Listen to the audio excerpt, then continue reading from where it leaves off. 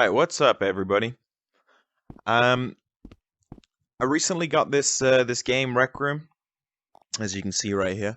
And I got really excited about the circuits and the gadgets and just all of that fun stuff. And I was looking online, going through YouTube, and I couldn't find like quick tutorials that were straight to the point. It was a lot of things that were like 10 minutes, 20 minutes long, potentially longer.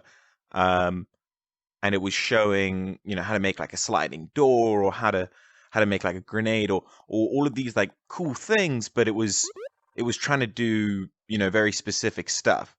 And if you're just trying to learn the language so that you're able to do things, to your wildest imagination, um, it's difficult. So I thought, I'll have a crack at it. And I'll try and make some videos that are just quick and to the point. So with that, we're going to look at this and we're going to say, okay, first off, we're going to be doing circuits V2. I think that's a bit more relevant, and there's a bit less info regarding like stuff around here. So we'll just go, A to Z, and kind of just go from there. So today, first episode, nice and quick, we're going to do absolute values. All right, so first, we're actually going to walk over here. Going to drop that down. And we're going to just do a little bit of let me take that off. We're going to do a little bit of the logic behind it, just so we can understand it. Well, that's not doing it. Annoying. Oh well. So, pretty much, we're going to go over here. Keep in mind that probably won't erase. So, we say, okay, we're dealing with absolute values, right? So, we'll get to talking about it in the case of like a variable, but for now we can just say, okay, we have 7, right? And 7 is a bit of looks like a Z, but that's all good. So 7, if we run it through an absolute value,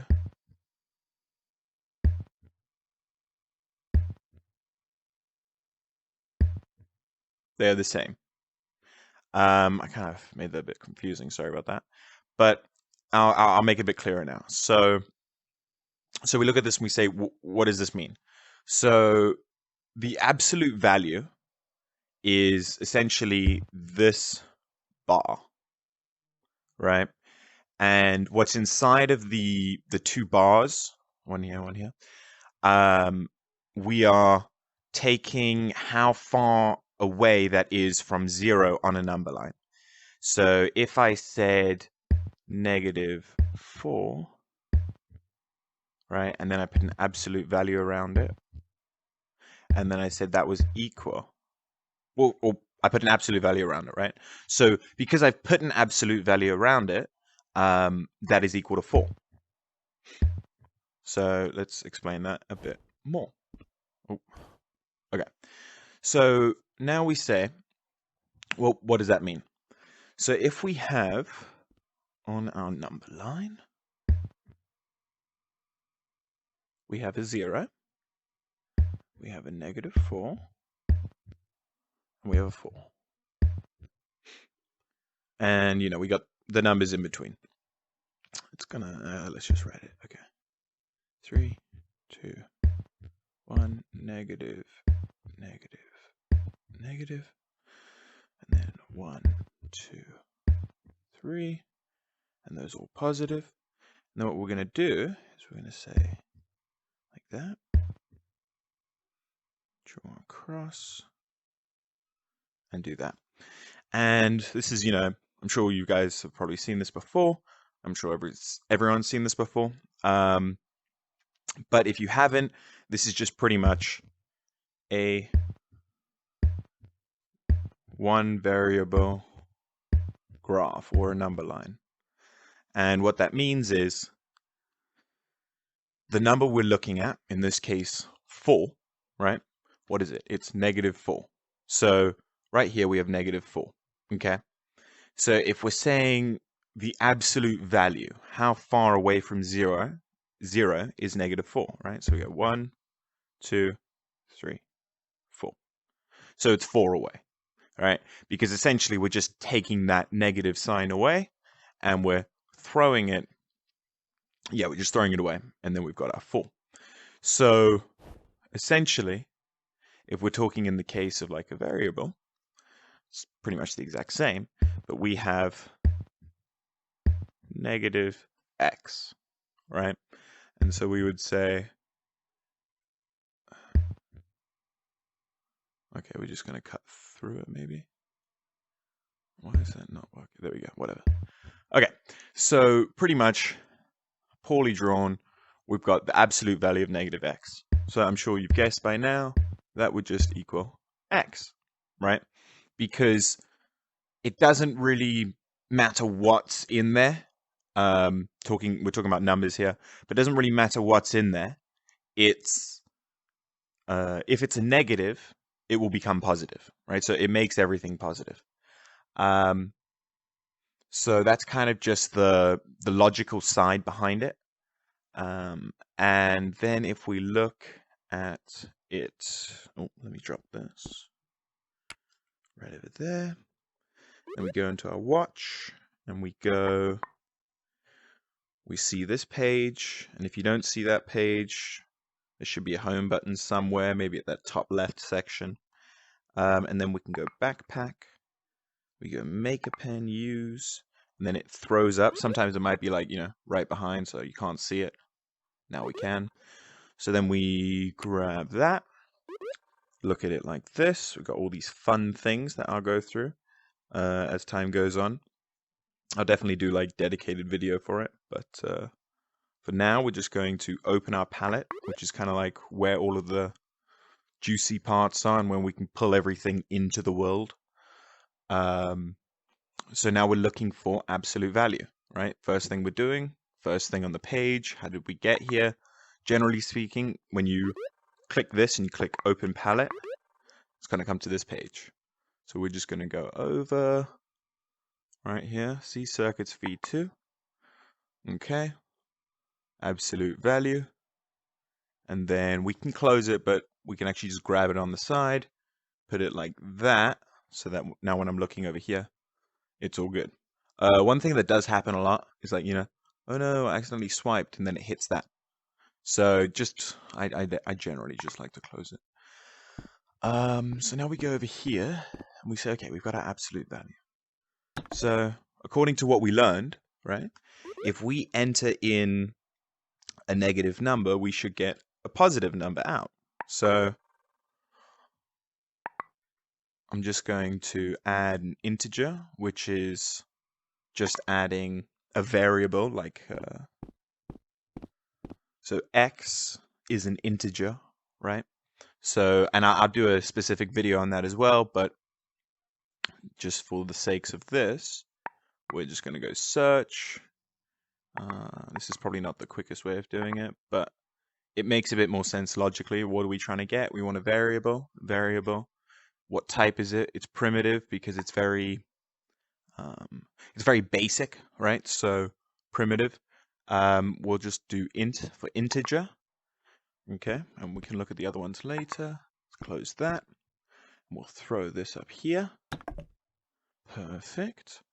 Okay, and then we can do wire, right? So if we actually hover over this, connect objects to chips and gizmos. So this is going to connect it to here. And the nice thing with the CV2 is if you hover over it, you can see what the current state is, right? So if I hover over this, it's 0. But if I disconnect this, it doesn't know what it is yet because it hasn't been set. So now we're going to actually click on that. And once we click, I can click on it with the wire tool. I just tap right there. And then I like to use my left hand because it's finicky sometimes. We're just going to add in a negative number. So we're going to do -4, just like our example. I'm going to close that. Okay, and we can confirm right there, -4. And once again, we'll get into the specifics on like events and things like that later, but for now, I'm just going to add it to help this. So we've got our event receiver, and this is just going to be a way of pretty much starting the program. In this case, this is our program, right? So I'm going to use the configure tool. The configure tool changes the settings of an object. So if we actually click on the absolute value, there are no configurable options. So in this case, the configure tool is not really useful for, you know, this specific lesson. But when we get to the next one, which will be open palette, the next one will be a cosine or arc cosine, and we will probably use it there, I believe. So pretty much we're going to use the configure. We're going to click on the event receiver. We're going to click chip settings. We're going to go event. This is like what event is it receiving? What is making it start, right? What is making this program start? So we are just going to we'll just do test event. So that's a little useful thing that they've got. So we can actually say open palette again. And if we go over here to circuits v2 at the top right, click on that.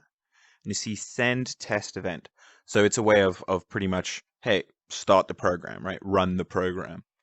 So we send the test event. Boom. Oh, haha. Forgot to wire it up. Whoops. So we actually want to wire this to this. What is this? So this, it's nice that it's color coded, right? So when it's highlighting, that means it's connected like this. And you can see it's kind of showing us. How do I? Here, I'll just use the other hand. You can see it's kind of showing us that flow, right? So it's going from here to here.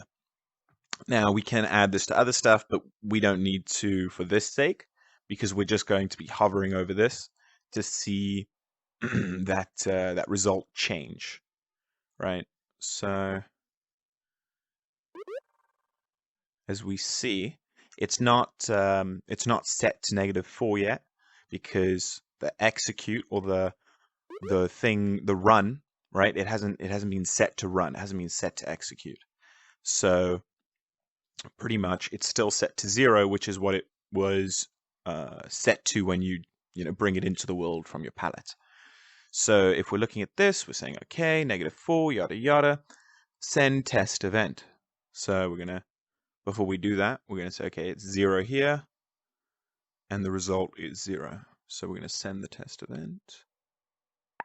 Click, and now if we see over here, -4, right? It's creating a integer as -4, and then it is right over here putting that into the absolute value, right? We have the bar one side, -4, and then a bar, and then that's 4. So if we look back over here, just to reiterate that, we've got -4 being created, and then let me actually just draw it. So right over here, I'll just do a little line. We've got a clean canvas over here. So we are creating in our int 4, -4. And then James Bond. And then we have -4. So now, oh, well, weird, okay, screen went black for a second. So now we are running that, or we are outputting that information into an absolute value, right? And so -4 goes into this absolute value and comes out as 4, right there. So right here in the absolute value, I mean, it's just like visually it helps me sometimes, but the number's going in, it's being converted, and then the output is for, right? So in terms of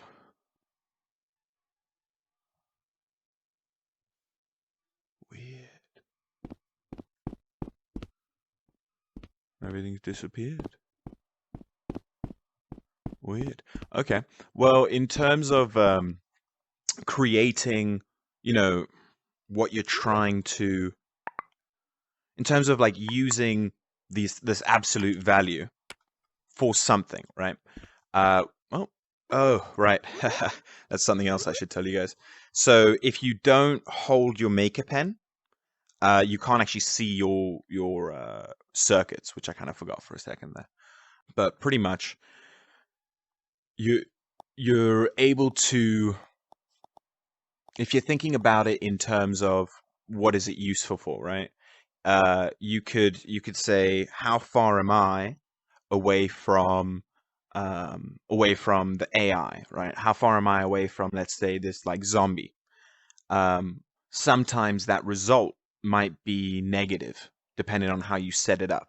So sometimes you might want to use this absolute value just to see the distance, because you don't really care about positive. I mean, you don't really care about negative values. You just want to know how far something is away, um, in terms of like the perspective between you and it, not it and the world. So yeah, that's kind of just the whole thing about absolute values. Um, yeah, if you liked it, let me know. If you think there's anything I missed or anything I should have added, let me know as well. Thank you so much.